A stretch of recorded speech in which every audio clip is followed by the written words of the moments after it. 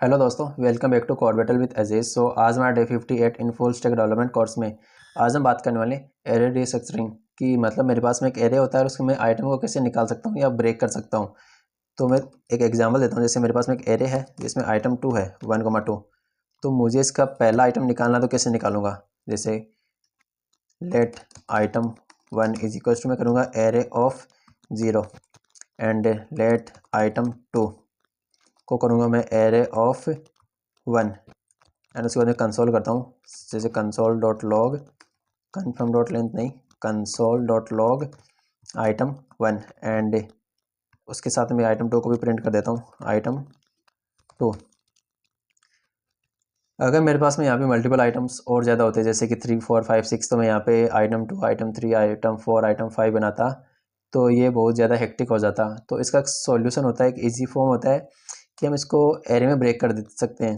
कि जैसे मैंने यहाँ पे let item 1 comma item 2 is equals to उस एरे का नाम दे सकते हैं आगे एरे।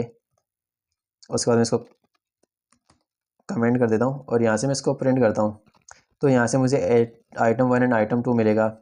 उसके बाद मैं यहाँ पे इनका सम भी कर सकता हूँ, जैसे console dot log item 1 plus item 2। तो जैसे आइटम 1 प्लस आइटम 2 का सम आइटम 3 हो जाएगा। तो इसको बोलते हैं हम एरे डिसेक्टरिंग, कि हम इसको ब्रेक कर सकते हैं। जैसे आइटम 1 के पास में आइटम 1 आएगा, आइटम 2 के पास में आइटम 2 आएगा। अगर मान लो यहाँ पे 3 भी होता तो मुझे यहाँ पे 3 नहीं मिलता, आइटम 1 एंड आइटम 2 मिलता। अगर यहाँ पे 4 5 6 भी होता तो यहाँ पे मुझे आइटम 1 एंड आइटम 2 ही मिलता, ना कि 3 4 5 6 आता। तो मुझे ये पहले दो तो मिल गए। मैं चाहता हूँ कि जो भी मेरे बच गए ना लेफ्ट आइटम, जैसे 3 4 5 6, वो मेरे एक एरे के अंदर आ जाए। तो मैं सिंपल अगर यहाँ पे आइटम 3 करता हूँ एंड यहाँ पे मैं अगर इसको प्रिंट कर देता हूँ आइटम 3, तो आइटम 3 के पास में 3 आएगा। बट मैं चाहता हूँ कि 3 ओनली एक नंबर ना हो, एक एरे बन जाए जिसमें बचे हुए सारे आइटम्स आ जाए। तो हमें वहाँ पे यूज़ करते हैं हमारा इंपॉर्टेंट जो ऑपरेटर हमने सीखा था क्लोन करने के लिए, स्प्रेड ऑपरेटर, उसको।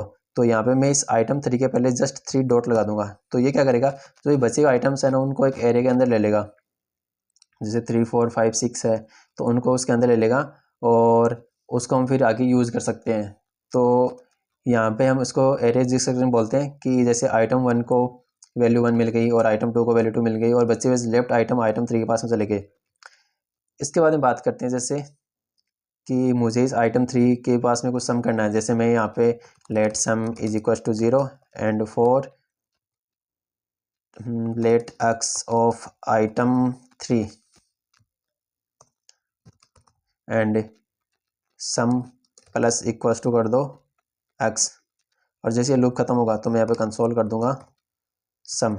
तो यहाँ पे मुझे आइटम जो 3 था ना उसके सारे आइटम्स का सम मिल जाएगा। तो ये एक इम्पॉर्टेंट टॉपिक था, एरे को ब्रेक करना, कि हमें उस वहाँ से आइटम मिल जाए। हम इसी को आगे ऑब्जेक्ट में भी देखने वाले हैं कि ऑब्जेक्ट में भी हम कैसे उनकी कीज़ को डायरेक्टली एक्सेस करेंगे, ना कि उनको 1 बाई 1 इंडेक्स की मदद से एक्सेस करेंगे। और उसके बाद में कोई एक एग्जांपल और करते हैं हम, कि जैसे मेरे पास में कुछ आइटम्स है, कुछ फ्रूट्स के नेम है। अब उसको कमेंट कर देता हूँ। जैसे let array is equals to apple mango banana.